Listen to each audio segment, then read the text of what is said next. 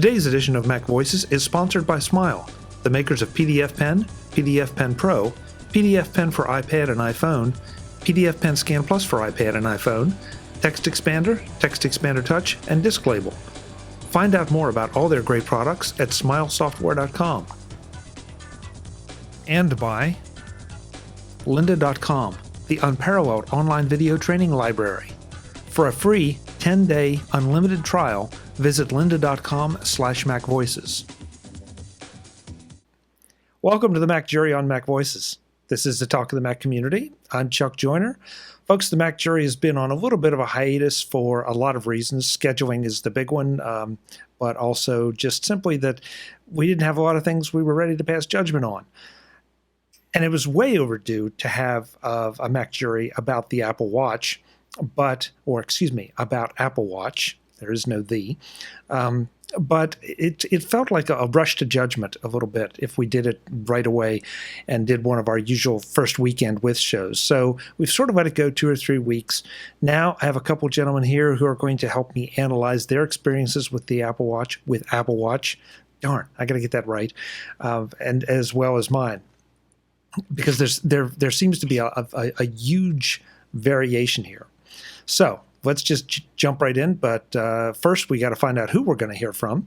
So on the left of my screen, Mr. Josh Centers. Josh, great to have you back. Thanks for being here. Thanks for having me, Chuck. Yeah, it's good to have you. It's good to have you. You're keeping busy with tidbits, lots of watch articles and lots of other articles. Oh yeah. Oh yeah. And to the right of my screen, Mr. Michael Cohen. Michael, it's good to see you. Hi, Chuck. Good to be back. Yeah, it's been a little while. I don't know where the time goes. It's amazing. It goes from the future into the past, passing by the present very quickly. Yeah. Do you think anybody got that? Where does the time go? You know, a little watch humor there, folks. Never mind. I got to hand it to you, Chuck. Yeah, thanks. So let's just set some ground rules here. We're going to try to avoid the buying experience and when we got ours and all that. But I want to make sure that folks know what it is that you guys are basing your analysis on. Josh, what model did you get? I got the you can see it here, the space gray 42 millimeter Sport. Okay, with the fluoroelastomer band. Right, the black band. Right. Okay. Michael, how about you? Unlike Josh, I got the 42 millimeter black Sport with the fluoroelastomer band. but mine is a West Coast version. I don't know what that means, but okay. Neither do I. Yeah. Extra guacamole. Yeah. Yeah. Well, and I got the 42 millimeter, but I got the aluminum, and just about a week ago now, my black leather loop arrived. Otherwise, I had the white fluoroelastomer band. And that's, I think we should start out probably with the feel of it. I really liked the white. The white, I've said it before, was just a little too hipster for me. But if I'd gotten the black, I'm not sure I would have ordered the black leather loop. How about you guys? I'm surprisingly happy with my Sport band. When I first saw the Sport bands, I thought they looked cheap. I thought they looked like something you'd see on a dollar store watch. But it surprisingly has a premium feel to it. It doesn't feel cheap. It feels quite silky, almost sort of leather-like, and it's quite comfortable. And they include 2 sizes of band in the box, so it's fairly adjustable. I've also noticed that it tends to stretch just a bit over time, so it's actually become a little more comfortable. It was a little tight at first, but it's gotten better in that regard. So it does get a little sweaty. Some of the reviews mention that, and that's true, but it's not a huge issue. I mean, even while I'm working outside here in the Tennessee heat, it doesn't. The main time I notice the sweatiness is when I wash my hands and some water gets trapped into the band, and that gets kind of annoying. And in that case, I'll just pull the watch off, dry my wrist more thoroughly, and then it's fine. So yeah, I'm pretty pleased with all aspects of the hardware design, including the Sport band. Michael? Well, I have to go with Josh. I really like the fluoroelastomer band. Again, it does feel like much more of a premium item than you think from what's basically a rubber band. I've been wearing a watch my whole life, and my last watch, which is now sitting in a drawer, abandoned, poor thing, was a Timex, with one of those expandable metal bands. And usually after about 6 or 7 hours of wearing it, I just couldn't wait to get it off my wrist. It was just annoying. But I don't feel that way about the fluoroelastomer band. It just sits on my wrist, and I don't even notice it except when I raise my hand and it lights up. My watch lights up. Yeah. And I had the same experience with the fluoroelastomer band. It just felt good. I know there are going to be people that are laughing and saying, "Come on, guys!" Like Michael, like you said, it's a rubber band, but it does have a very definite, nicer texture than, say, the Pebble I've been wearing for the last year and a half. What's interesting, by the way, I've learned that there are two models of black fluoroelastomer band. There's the one that comes with the sport gray, space gray sport edition, which has, you probably can't see it, but it has a little black peg that goes through the holes. But the black fluoroelastomer band that you can get separately to go with like the stainless steel watch, that one has a stainless steel peg. So they actually have a slightly different appearance. It's sort of like the chargers, because the sport model comes with a plastic charger. I'm jumping the gun here a bit here, but if you buy if you buy a charger separately, it's stainless steel. Right. Yeah. And Michael, I wanted to, before the show, you were talking about the fact that the fluoroelastomer, the pigments are the reason that we've seen reports of the bands weighing a little bit different. And folks, I'm talking a little, real little. We're talking, at most maybe a gram or two. I mean, it's that small. But the pigments are such that the black band is the lightest one. Yeah, which is strange. And I think I don't know if the white was one of the heaviest. It may be. Since I didn't have one, I lost interest. Well, see, since white reflects the most light, it also gives off the most weight because it's reflecting all the energy off. And, of course, energy is mass. So the black band just absorbs the energy, therefore appearing to weigh less. Okay, that's all the time we have tonight, folks. Sure it does. Richard Kleinman, thank you so much. Well, I want to tell you just one quick thing I discovered about my black leather loop, quite by accident, that it's a little bit difficult to explain, but you need to put this on the watch and put it together in a very specific way. And what I mean by that is it is possible to mount this turned over. Okay. And if you do, what you will find is that you don't have a very satisfying grip, because actually one side of this, one face of it, is more magnetic than the other. I don't quite know why. I was quite surprised, because the first day or so I had it on, it's like, I was always reaching over and adjusting it, and it was always coming loose. And then I discovered very much by accident that I had it on backwards. I actually found a little trick. At Tidbits, we've been playing with a few different methods of wearing the sport band.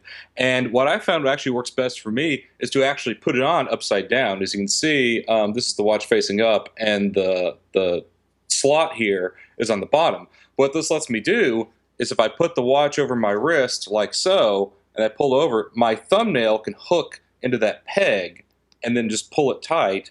And that way I don't have to put the watch down. I don't have to brace in anything. It just, I can just do it with one hand there. It's interesting, all these little tricks, because once I discovered that I had to put it on correctly, but once I did, there was no more. I put it on in the morning and I don't need to adjust it. It's not coming loose. I can make all sorts of wild hand gestures, and it's not flapping around or anything. So if you're finding that you got one of the loops and you're not quite happy with it, make sure that you have it put on correctly, because again, one face is more magnetic, and therefore it holds better.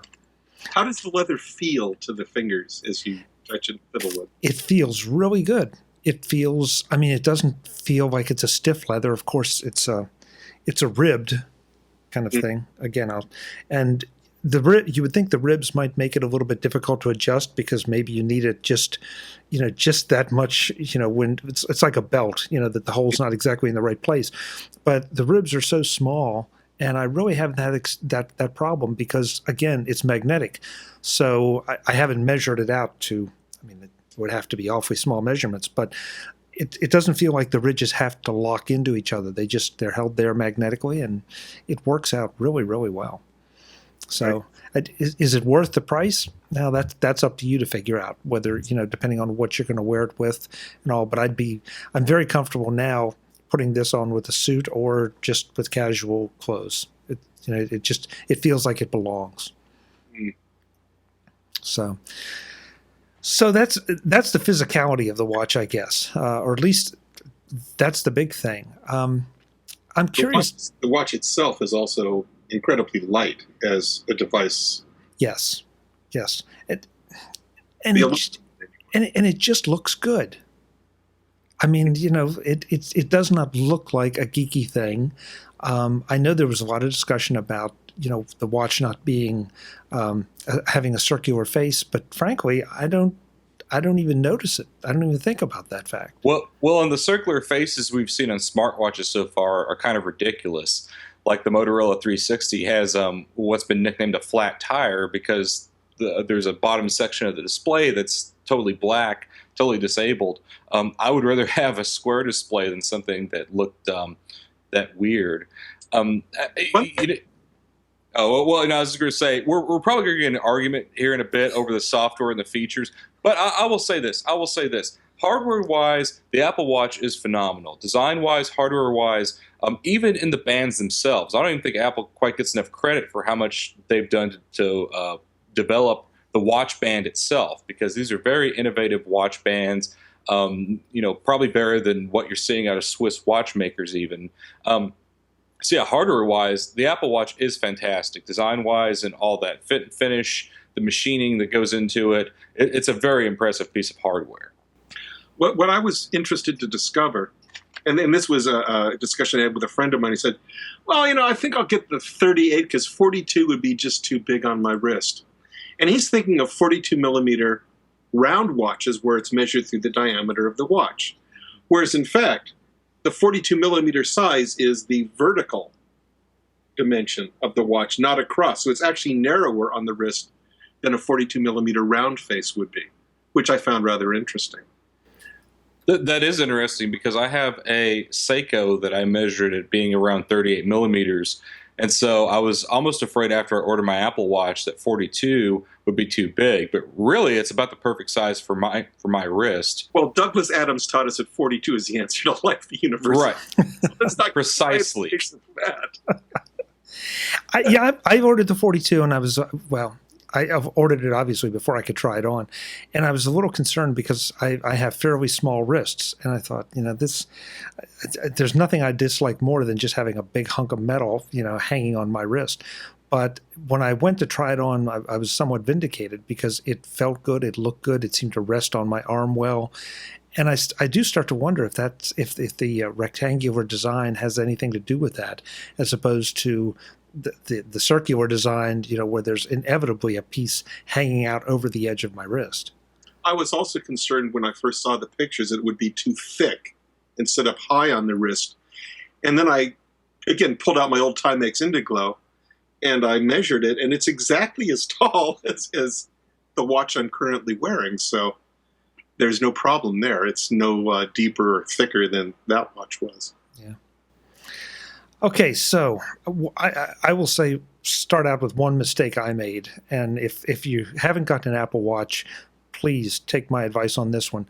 Don't sync it up right away and let all your apps that have any kind of watch interface sync over, because what you end up doing then is having to go to the Apple Watch app on your iPhone and start turning things off, because they're just, with all due respect to the developers out there, there are a lot of folks who have slapped something on that said, oh, we have notifications, glances, something for the Apple Watch, and they're really not worth it. And then there's some programs that just at this point, they don't make any sense for an Apple Watch. One thing that I discovered, because there are a few apps that have installed themselves on my watch without my say-so, even though I'd say, don't install apps unless I say to. And that is, if you go into the Watch app on the iPhone and you say to uninstall it, it takes a certain amount of time before the app disappears from your watch. But I've discovered if you bring up the app view on your watch and you give it a long hold so that you go into jiggle mode like you would on the Apple phone, the iPhone, the apps that have installed themselves have that little lovely X, and you can tap the app and it goes away much more quickly. It's a lot easier to bring your apps right on the watch than it is to go through the watch app. That's interesting. I don't think I knew that.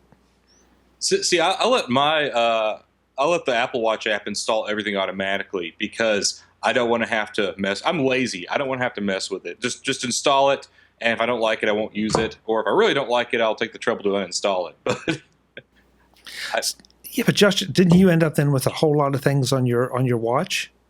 I do. I mean, when you go into the app bubble, but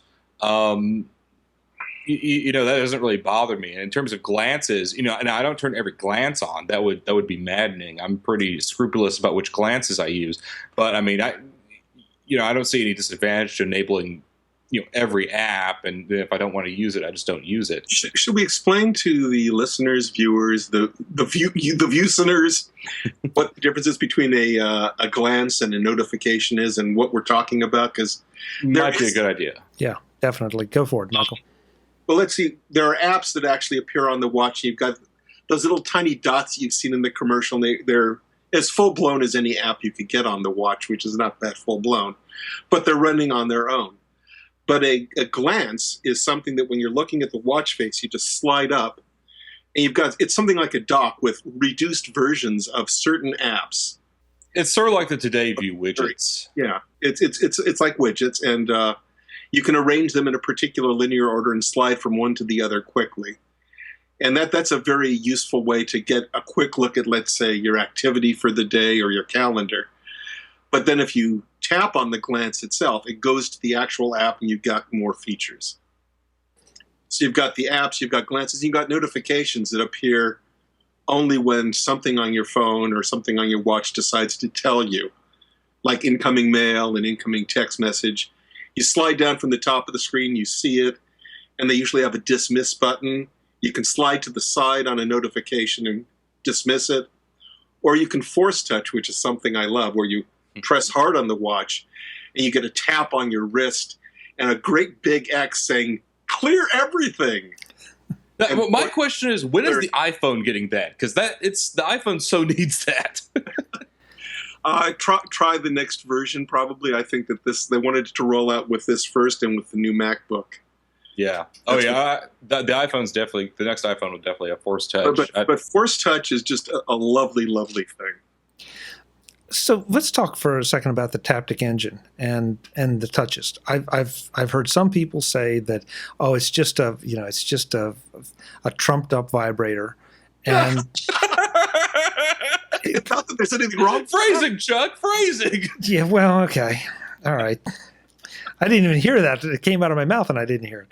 But that it's it's no different than the buzzing engine that you see in other things. And I'm sorry, I don't agree with that at all, because it definitely feels different.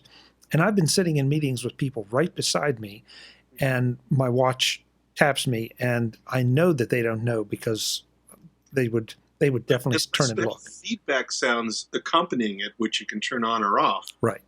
You won't hear it. It's like somebody went ding with their fingers on you. It's a discernible thump.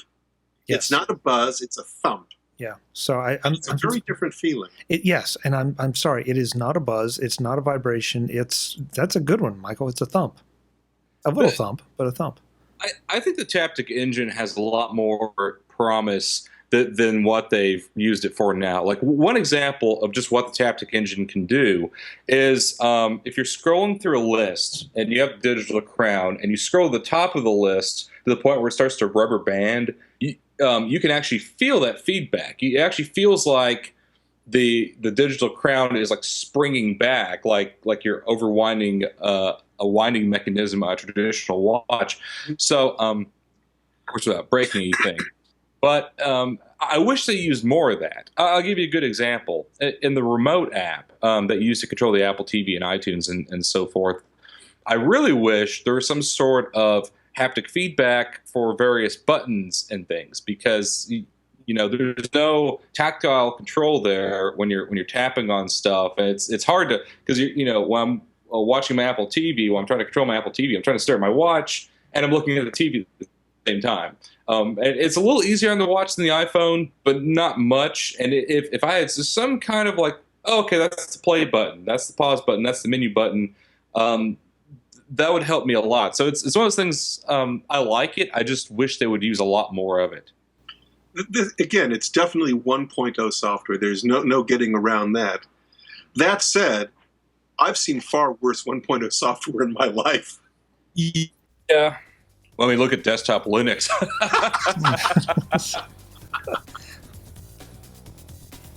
Today's edition of MacVoices is sponsored by Smile, the makers of world-class software. I love Text Expander from Smile. Why? Because it has 3 characteristics of great software. It lets me do more, do it faster, and helps prevent errors I might otherwise make. Text Expander lets you create short, simple pieces of text, or snippets in Text Expander speak, that trigger the insertion of larger chunks of text into pretty much any document or piece of software. Those snippets might be something as simple as today's date, or as large as a multi-page piece of boilerplate to go in a contract, or something as complex as a chunk of HTML code for your website. So for me, by typing MVSIG, I get my full email signature, complete with links, inserted into an email, or MVST, and I get the pieces of information you see at the bottom of each MacVoices show page. So how it makes things easier and faster is sort of obvious. I can do more because I have less to do.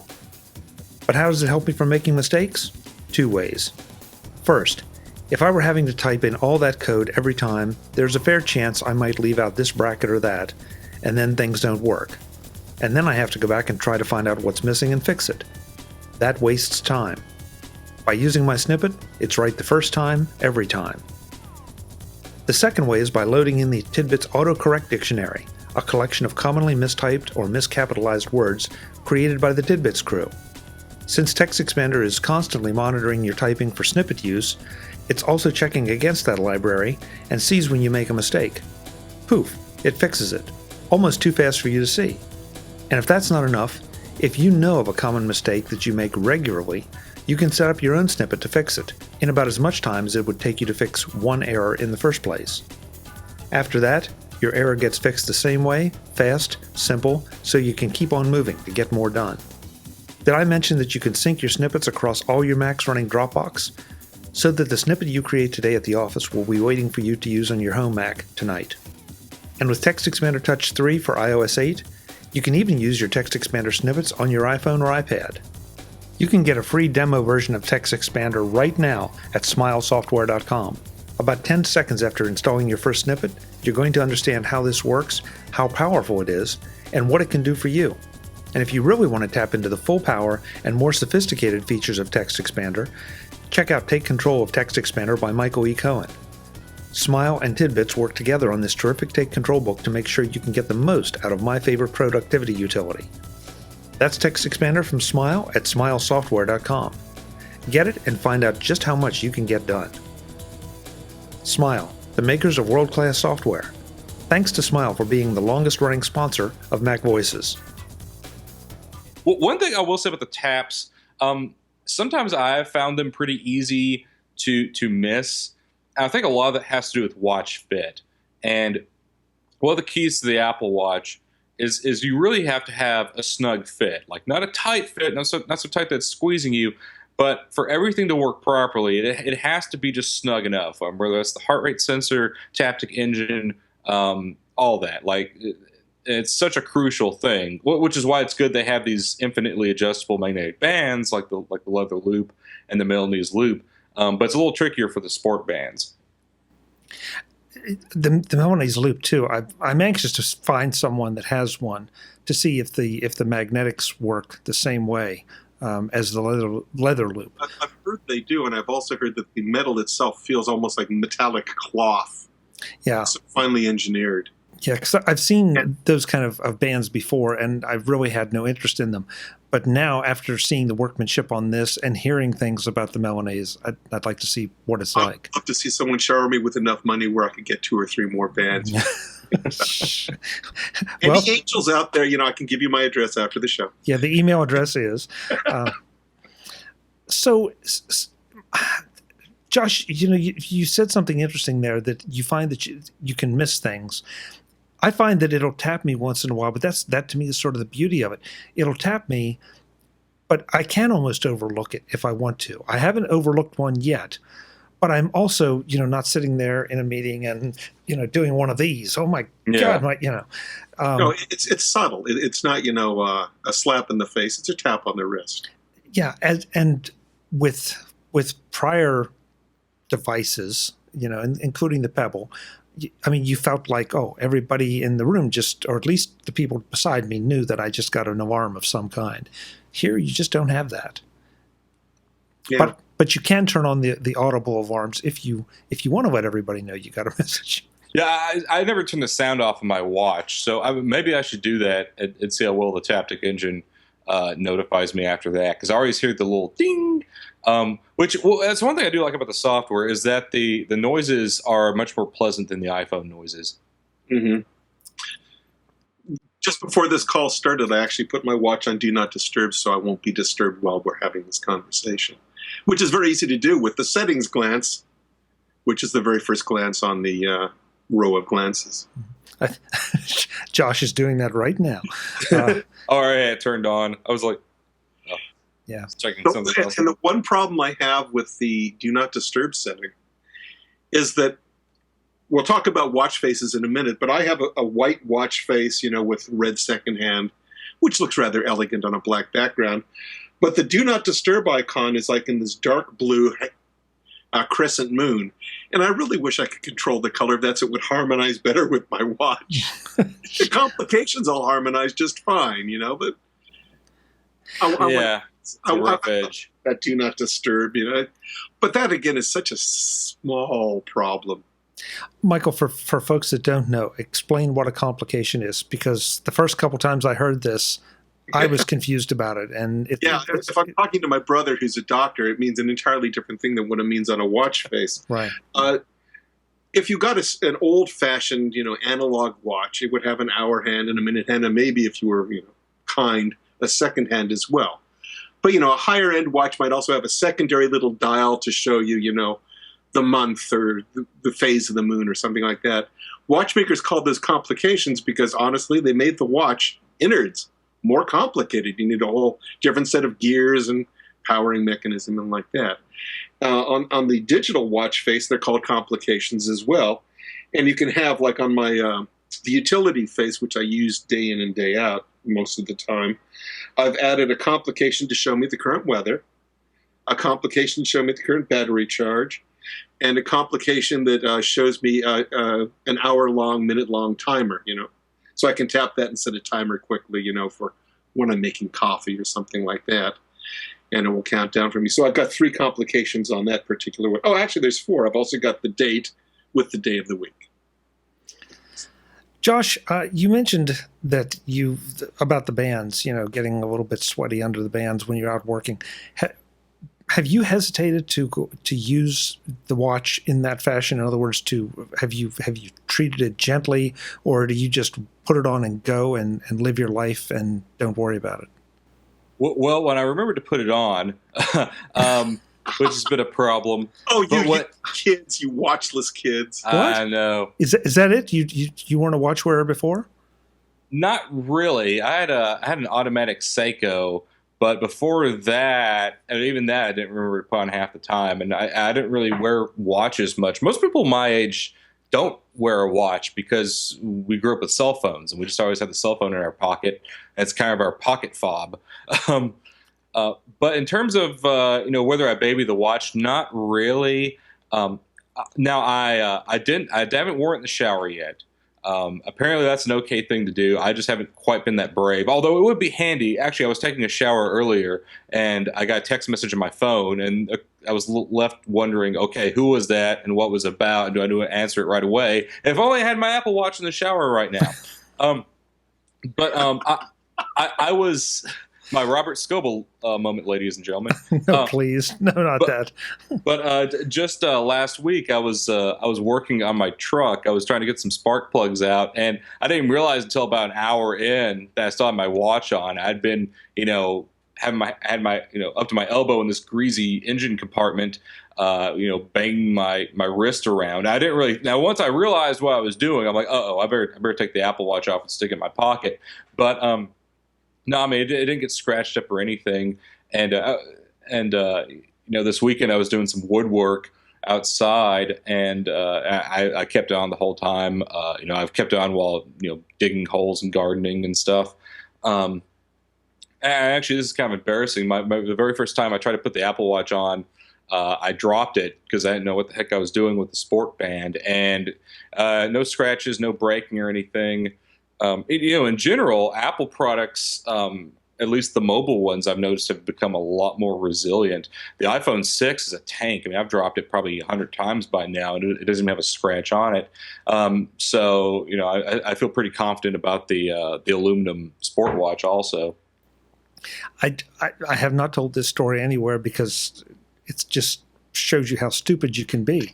But I dropped my watch for under unusual circumstances, and it landed flat face down on a cement floor of my garage. And I thought, and this was within like 3 days of buying this thing, and I about had a stroke. Picked it up, and it didn't have a scratch, a chip, a crack, nothing. And it's like, wow,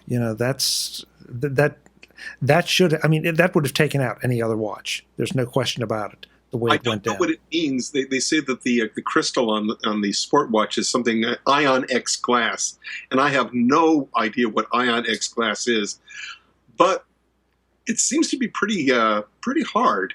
Yeah, it's not sapphire, but it's pretty sturdy. Yeah, definitely. Now, in terms of my wearing it, I treat it much the same as I did my other watches, which means, I don't shower with them because I never showered with a watch before. If I'm, cooking or like that, I will wear the watch, and if I'm doing dishes, I will wear the watch, but I won't stick my hand all the way in the water that's wearing the watch. It's on my left hand. I'm right-handed anyway, so that's the one hand that gets the most moisture on it, when I'm putzing around in the kitchen or, like that. And so I'm, I don't really think about it. I treat it like any other watch I've ever worn. And I don't try to stress it. I thought I would handle it a bit more gingerly, just like I did the iPhone when you first got it. You're a little more careful with it. It's a little strange in your hand and all that. But I strapped this on, and I think because of how good it feels and how natural it feels, that I forget that I'm wearing something that maybe under different circumstances I would take a little better care of. Well, exactly. It feels so much like a watch. Big surprise. Yeah. I tend to think of it as a watch and think no more about it. I've got, decades of muscle memory about how to wander around the universe with a watch on my wrist. Right. Well, and the sport model, especially the space gray with the black band, is so light that you really do forget that you have it on. All right, Josh. So here's your moment. Okay. How do you feel about the whole using it, the software with it and all? Because I know I have some strong feelings about what I'm seeing other people say versus my experience. But where do you land on this? Whew, we'll talk about a loaded question. I'm not quite sure. I'm not quite sure where to start. Do you want me to start with the user interface, or do you want me to start with just pure functionality? I'd start wherever you feel is appropriate, because I'm asking for really not an analysis, but kind of a gut level reaction. Right. On a very broad level, I was excited by the concept of an Apple Watch, and then they announced it, and oh, that looks really cool. And then I started looking at it, and I thought, that doesn't really look very useful. And honestly, after a few weeks of use, after the initial, glee and checking out the neat little things, it's still not super useful. At least not yet. At least not to me. I'm not saying if you find it useful, well, that's great for you. I'm just me personally. There's so many things on it. It just doesn't replace the phone. And I know it's not meant to, but and there's so many things. I'll get a notification on my watch, and I end up having to reach for my phone anyway. And then I'm just annoyed because now I've got two notifications. Because half the time I'll pull my phone on my pocket, and it still has the same notification on the lock screen that I just looked at on my watch. I'm like, what's the point of the watch? the one time I really appreciate the watch is when I'm busy, when I'm, doing housework, or if I'm out in the garden, or if, I'm doing my hands are busy. I'm literally like moving and doing some kind of physical labor. Then it's handy because, I can check things. Just a few weeks ago, I was digging up my garden, and my wife kept texting me, and I had gloves on, and so I had to stop like every 30 seconds, pull my phone out. What is it? Okay, it's nothing. All right, glove back on. Ding, ding. That was an occasion where the watch would be super useful, because I could just looked up, maybe pull the leather aside on the glove, and I could have seen what it was. But in that occasion, it's super useful. It's super handy. And maybe it just speaks to my own lifestyle. I don't find that useful very often. I find just going straight to the phone to be a lot more useful, because half the time I end up having to go to the phone anyway. I have more to say, but that's kind of the end of that current train of thought. I'll let Michael talk. Okay, Michael, gut level reaction. I came into it with very low expectations, because I'd read about all that it could do, and also because mine came a week after everyone else at Tidbits got theirs. You bastards! We helped talk it down for him. We're trying to make him feel better. Yeah, I had to hide all the sharp objects in my house. It was terrible. But I had pretty low expectations, and I tend to be a little bit minimalist on how I work with most of my digital hardware. I don't load my Mac with a ton of, extra utilities and stuff. I don't have every app under the sun on my iPhone or my iPad. And so, I really wasn't expecting a huge amount of new and exciting and things I've never seen before happening. Instead, I decided to use the watch as it was kind of intended to be used, as sort of a peripheral to your phone. And that's what it really is. There is no killer app for the Apple Watch that I can see. It doesn't have a single killer app. The watch itself is a killer app in the sense that after you've lived with it for a couple of weeks, if you wear it regularly, you discover that things are just a little bit more frictionless. I described it to someone as being like WD-40 for your digital devices. It just makes things work a little bit more smoothly. I went to a movie a few days ago, and instead of putting do not disturb on my watch, and then on my phone, and every few minutes, what time is it? Oh, look, I got a mail message. I should check that. I would look at my watch to see how much of this turkey that I'm watching is left to play out on the screen. And I might notice a notification, but there was no real urge to go dive in any deeper than that. I find it really useful to have things like a timer on my wrist. Whenever I go to visit my mother, and she had her birthday and Mother's Day in the same week, as happens every year, the poor thing. And every time I drive out to visit her, she always says, "Call me when you get home." I've now trained her that I can text her instead. And it's really easy just, to bring my watch up, tap her face, tap the pre-canned message saying I'm home, and I'm done. I don't reach for my phone. I don't need to do anything else. Again, a lot of things are just a little bit more frictionless. There's nothing the watch does that my iPhone or an iPhone and an ordinary watch wouldn't do for you. That said, things are just a little bit more convenient. They're a little bit smoother. They're a little bit nicer. It's not a must-have device, but it's a nice-to-have device. And I think that's a fundamental distinction to be made. No one needs Apple Watch. But a lot of people will be happy to have one. I think the best way of setting expectations for the Apple Watch ahead of time, if you look at it primarily as a computer that also serves as jewelry, then you're going to be disappointed. If you look at it as a piece of jewelry that also does other things, then you're going to be thrilled with it. And I think that's very much the way Apple's tried to sell it. It's why they have all these different options. You can get a gold one. You can get all these different bands. If you watch the commercials, half the time people aren't even using their watch. They're just hugging somebody or holding hands or jogging or whatever, and they just got the watch on. It's a piece of jewelry that also does other stuff. And that's really the way you have to look at it if you don't want to, just have contempt for the thing. Mm-hmm. Contempt. Wow. Okay. Now I've got to follow. Don't do what I want, you vicious, wild. I can't do spreadsheets on you. Yeah. That Josh, that comment is coming sooner or later from someone not on this panel. That I can't run Microsoft Office on my watch, and I'm going to kill them.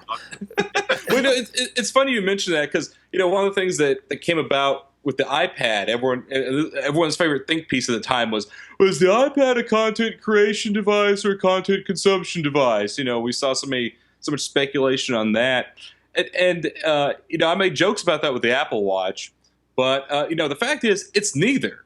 I mean, you don't really, of course, you can't make content with the Apple Watch, at least not in any. I'm sure you can. I'm sure you could probably tap out some kind of neat rhythm or something. But, just in general, it's not a creation device. But it's not really a consumption device either because, you might read the occasional email on it, but I don't see many people going through their Instapaper queue or their RSS feeds or all their tweets on their Apple Watch. That would get annoying really quick. It would hurt your wrist and your eyes. So it's almost in a different class by itself in terms of how it relates to content. It's more of a glance device. Yeah, like you look. It's for quick hits. It's for hit and run information. Right. Michael, that's a great. I haven't heard it said better because that's the way I look at it. That was my expectation. Adam Angst and Jason Snell talked me into getting a Pebble about 1.5 years ago, and I did it sort of in anticipation of the Apple Watch to find out whether wrist-top information was valuable to me. And I loved having that. I loved seeing who was calling without having to pull my phone out. I loved setting it up and getting the limited notifications that system would allow. Now I love having those very same things here, and in a much more elegant fashion. First of all, this looks better. It's certainly more comfortable, although the Pebble was always very comfortable. This is more so. It's a lot more. I'm able to tailor it a lot more to the information that I want to get. Now I just booked some flights for WWDC today, and I got the TripIt notification that my flights had been added to my itinerary. So I can see this being a fantastic device, in the airport. Instead of my phone chiming or whatever and telling me that I've got to do something about it, I'm going to know it on my wrist right away. So, that again, it's that timely delivery of information, the quick hit of information, the grease that makes things just a little bit faster, a little bit easier. Whoever said it, you're right. It's probably not a must-have device at this point, but I think it's a real nice device to have. And that's another key point that bothers me a lot about this. Everybody wants to pass judgment on this device. What are we, 3 weeks out? 3.5 weeks out? Something like that, yeah. Yeah, so they're going to do a thumbs up or thumbs down to the Apple Watch. Well, think about the iPhone, the first iPhone that came out versus what we have today. This is a version 1 device that not only are we trying to figure it out, the developers are trying to figure it out as well. And also, it's a device you have to live with. It's not a device you use; it's one you live with, and there's an entirely different relationship you have to it. You use your phone, or you use your iPad, or you use your computer to do stuff. You use your watch to find stuff out quickly. Anything else it does is kind of gravy. Yes, you can make phone calls on it, and I've done that and felt like Dick Tracy. And that is slick, let me tell you. And, works well. And send text messages and stuff like that. And it permits you to do that, and it does it in a relatively elegant fashion. But it doesn't really encourage you to do that. What it does encourage you to do, though, is very quickly find out, I got some email. I'll check that later when I get back inside. Or, I got a notification on Facebook. When I get back to my computer, I'll read all of the notifications, but it's nice to know that Roseanne got a new car, that sort of. Well, one of the things that annoys me, and maybe this is my problem, but my Mac gets notifications way faster than my iPhone does. But it's about a minute delay between when I receive an iMessage on my Mac and when I get on my phone. So by the time I get the notification on my watch, I've already seen it and replied to it on my Mac. I'm at my Mac most of my workday. So I found I tend to not even put the watch on until about 4 or 5 o'clock in the afternoon while I'm winding down from work, and I'm ready to go outside and do work out there, and that's when I find it useful.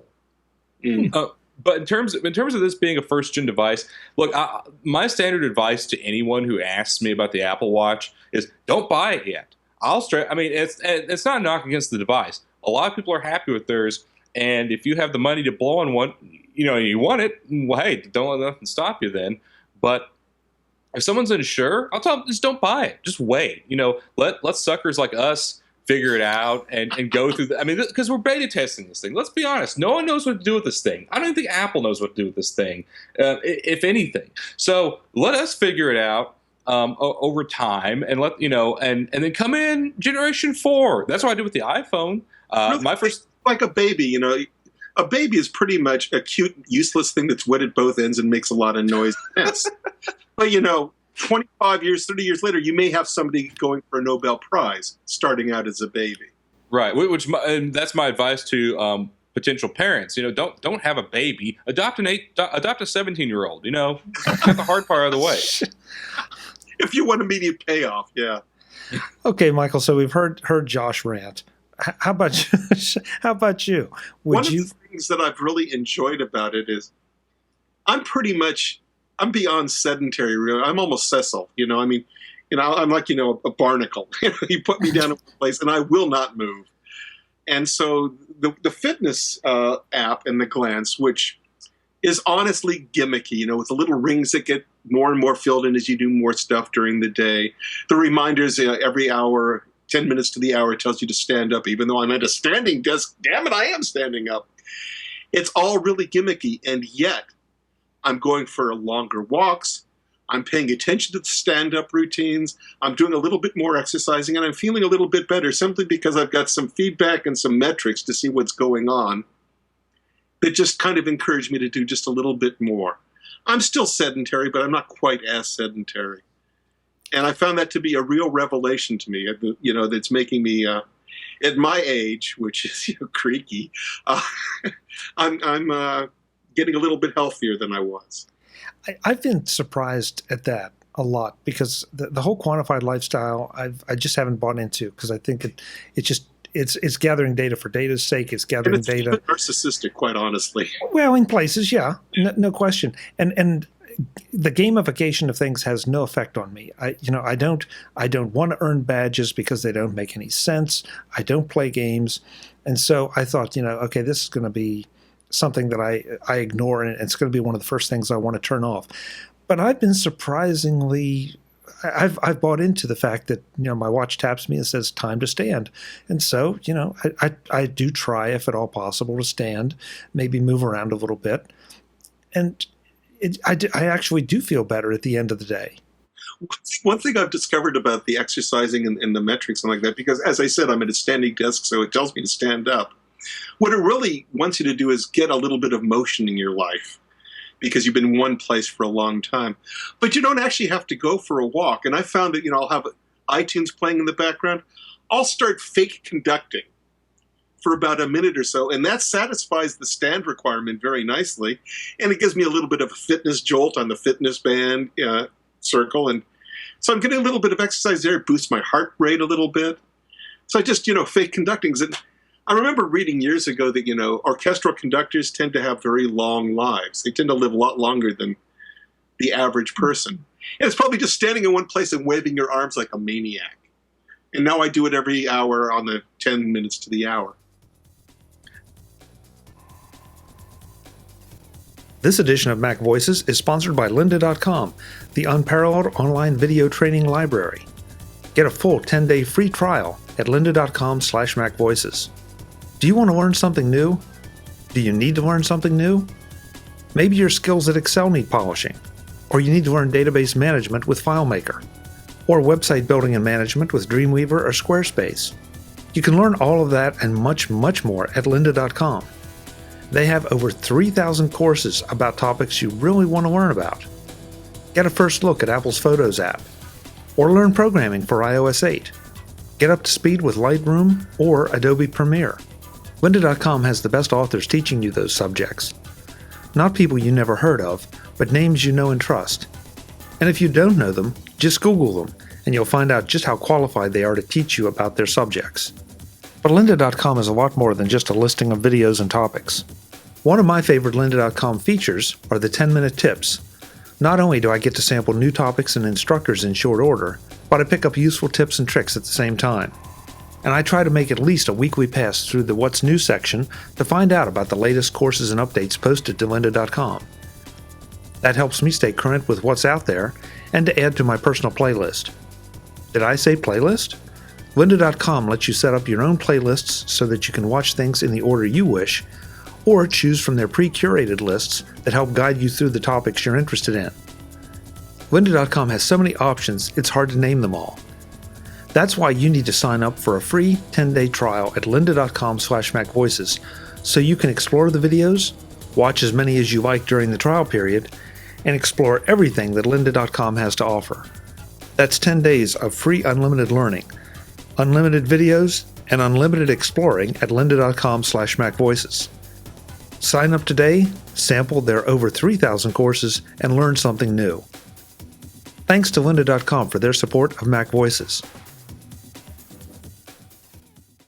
That's probably been my biggest surprise with the watch, that I bought into this, and like you, Michael, I pay attention to the little circles as to, what's going on and how have I done that day, look back on the day and think, okay, well, I'm stuck in an all-day meeting, so it's going to be really difficult for me to achieve some of those goals unless I come home and dedicate a couple hours tonight to do it, and maybe that's what I'll end up doing. But it is definitely modifying my behavior, not in a huge way, but I think in a sustainable way. Yeah, and the fact is, if you're really annoyed by the stand-up message, you can turn it off so it won't remind you. Right. But, and I might do that later this summer. I have to fly to Sweden for a wedding. Long story, don't get me started. And I'm trying to find out, what it's going to be like on a 12-hour flight or something like that when it's telling you to stand up every hour. Josh? You might ask Agan, because I think he's heading over that direction before you are. What is it with Tidbit's people in Scandinavia? I think actually one of my favorite features of the watch is the heart rate sensor, and I have the glance for that enabled because, to put it lightly, the men on my dad's side of the family have a history of bad hearts. So I kind of compulsively tend to check my pulse just to make sure I still have one. So it's both nice and more scientific to be able to open that up. I can even open it in the health app if you can read any of the graphs in there, which I really can't. Maybe my doctor can. But it is nice to be able to pull it up. It's like, 8 minutes ago, your heart rate was 61 beats per minute. So I'm like, that's actually pretty good. So that's reassuring, and that's nice. I do like the stand notifications. I don't ignore too many of those. I was surprised to discover that my average heart rate over the course of a day is around 58 beats per minute. I didn't realize it was that low. But that's not a bad thing. No. If it's down to around 10, then I'm in trouble. So, Michael, if you answered it, I don't think I heard a solid answer. Josh has said he'd tell people to hang on and wait. Would you tell someone to buy this? I would say if you're interested in it and you have the folding green to get it, sure, why not? But I would actually tailor it to the person I'm talking to. I know some people will not be satisfied unless, it actually, takes them out to dinner and a movie. And other people will be satisfied with a lot less. So it really depends on who's asking me. My general advice is, if you have to ask the question, probably not. Wait and see, wait and see how other people who have it react. Wait and see as it evolves. It's not going to go away. It's only going to get better. This is as bad a watch as you're ever going to get from Apple. It's just going to get better month by month, year by year, as the software improves, as the hardware improves, as the manufacturing improves. It's all going to get a lot better, and probably cheaper at the low end. So if you're not really interested in being on the cutting edge, surfing at the top of the wave, that's fine.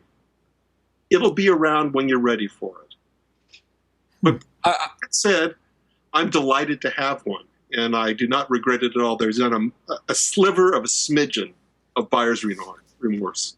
I will add one other factor that I forgot to consider, and that is if you have someone close to you that also has an Apple Watch, then it's a little more tempting to get one. I'm kind of tempted to get one for my wife because there's so many of these watch-specific messaging features that, frankly, when Michael and I do it, it's just creepy. But I don't want to get his heartbeat. No offense, but but it would be nice to be able to tap my wife on the wrist, or and also this is an all male panel, so careful. Wait, careful. We have female listeners.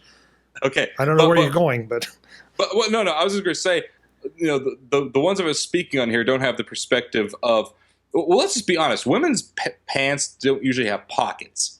And so that's why I predict the Apple Watch may be a bigger product category for women than men. For the simple reason that, women, at least all the ones I know, their phones are usually either on some random counter somewhere or buried in the bottom of a purse. And either way, hard to get to.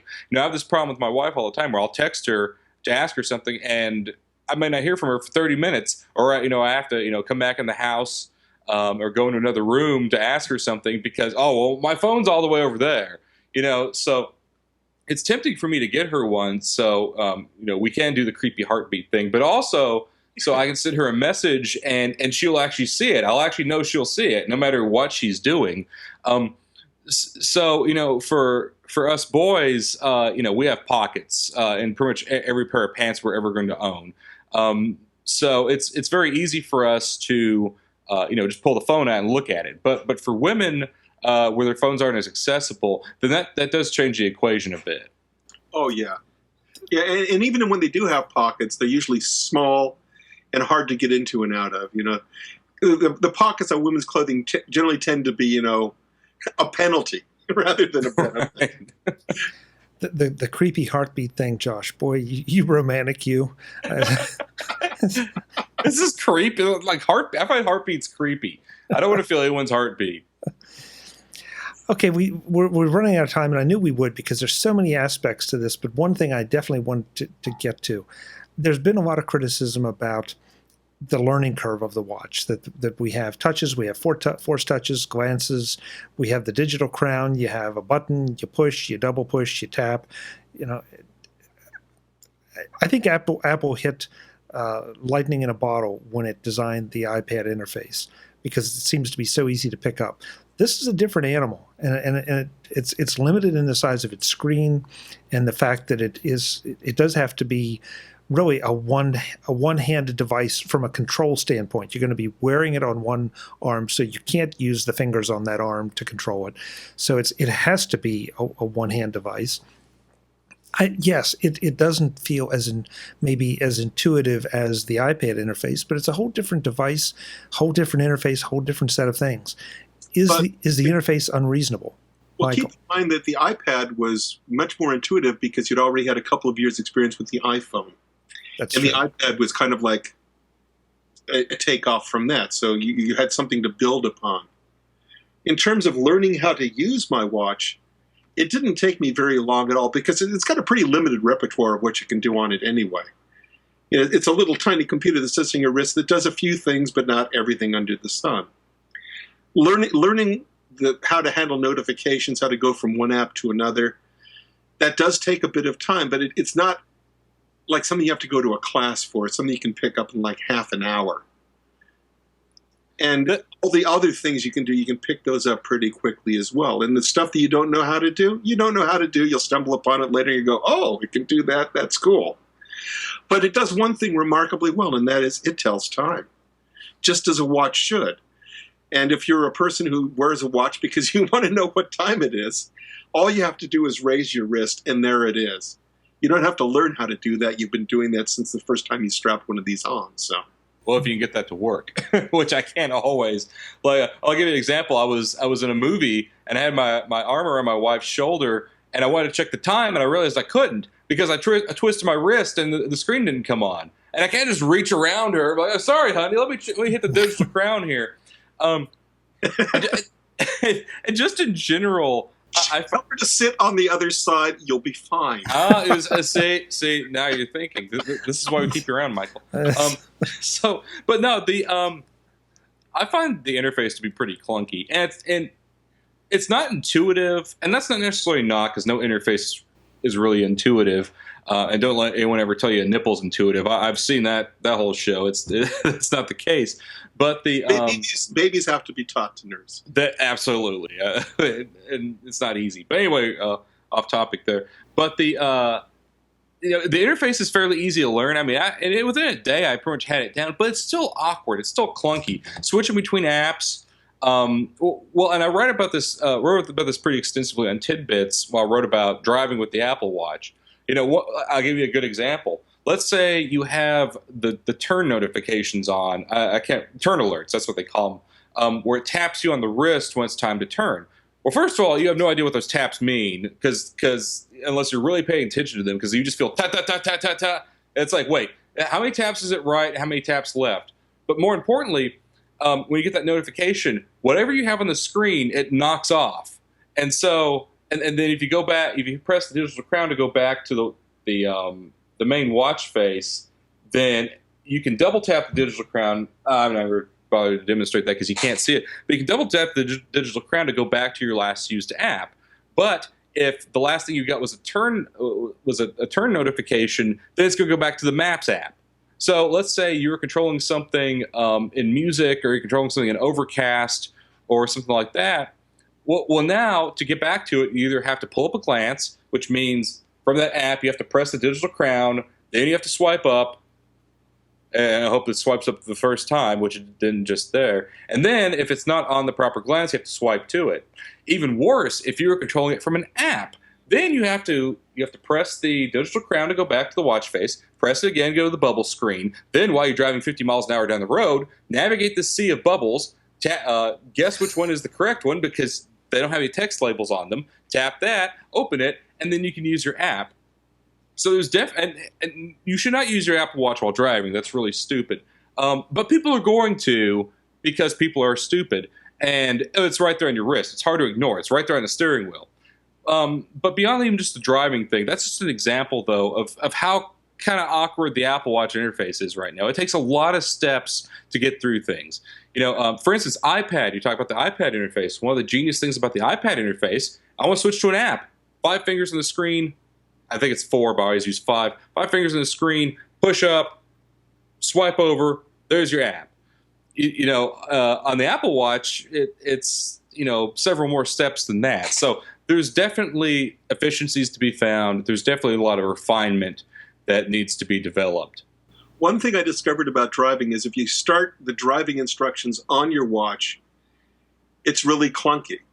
If you start your driving instructions on your iPhone and stick your iPhone in your pocket, which I do, then what will happen is you'll get the turn notifications on your wrist, but it will show up very quickly and go away, and you won't have to decipher the taps because your phone will actually be saying out of its speaker in your pocket, turn left ahead.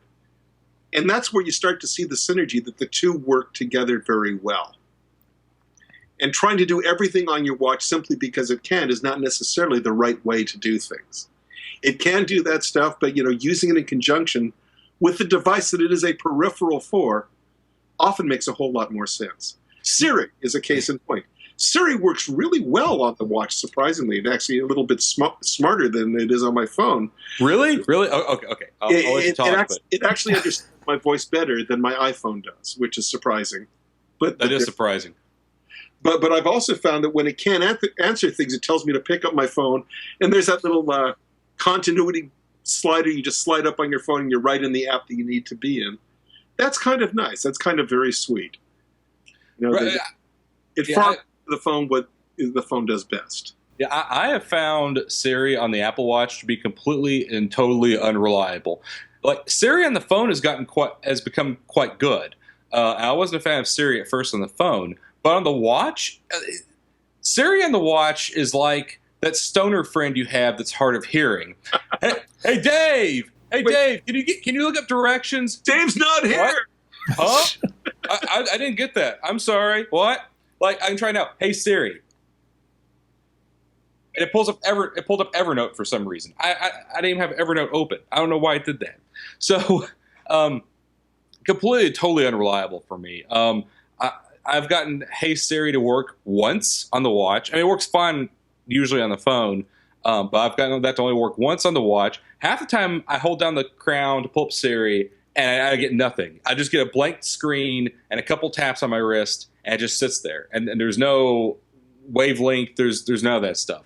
I get nothing. And then the other half of the time, I'll say something and it'll say I didn't get that, or it'll do nothing, or it'll bring up the handoff thing. It's like, well, I can't do that. And like half the things I try to pull up with Siri on the watch. It's like, hey, look up what time this is. I can't do that. Hey, can you convert something? I can't do that either. Like, why am I asking you then?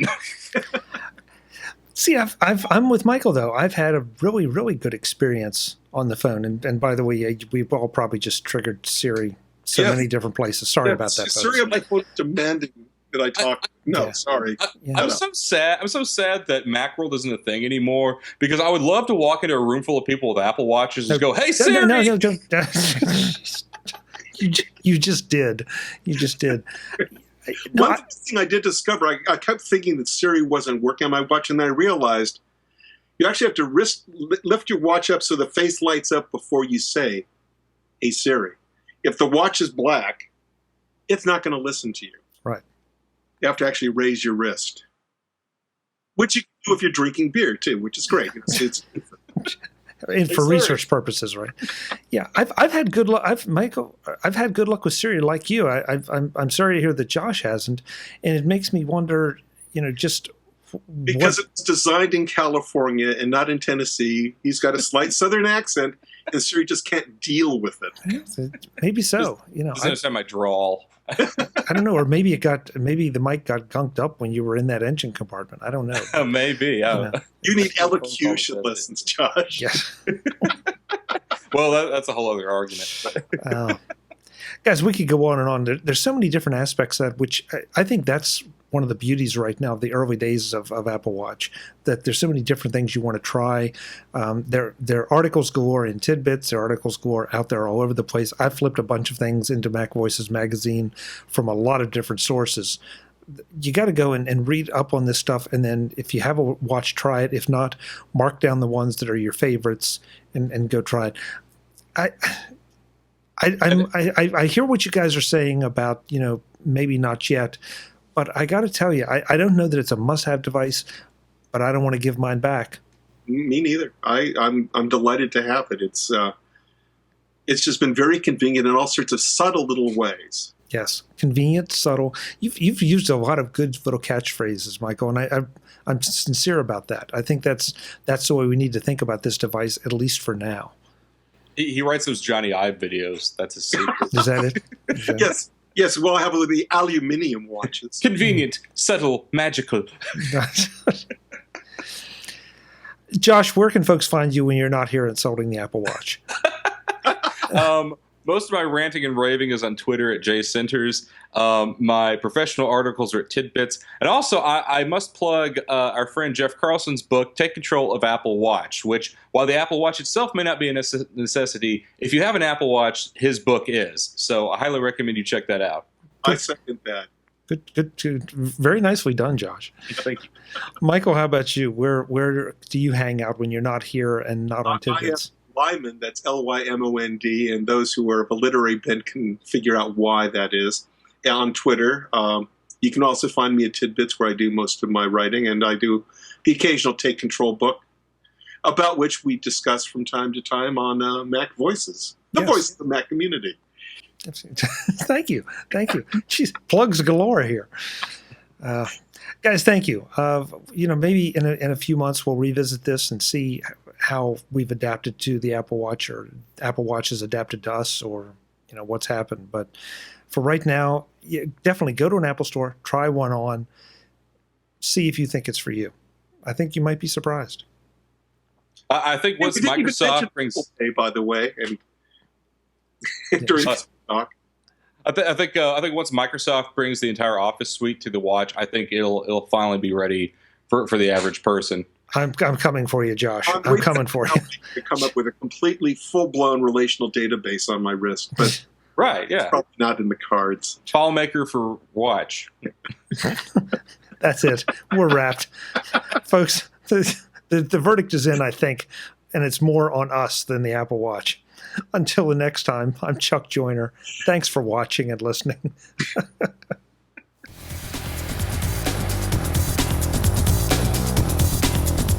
Visit MacVoices.com for links, show notes, to subscribe, to connect with Chuck on Twitter, Google+, YouTube, Facebook, LinkedIn, and the MacVoices blog.